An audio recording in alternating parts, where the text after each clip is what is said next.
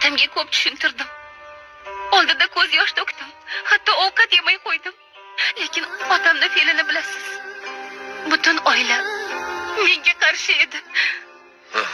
Rostini aytyapman, amaki. Iltimos, menga ishoning. Bas qil.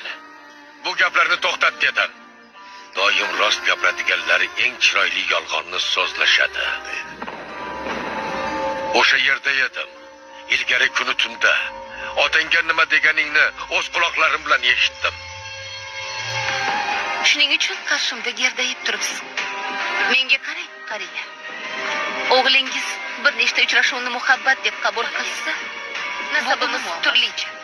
O'g'lim bilan yurganingda nasl nasabiga e'tibor qilmading. Odamlar ko'ngil yozish uchun bazm uyushtiradi.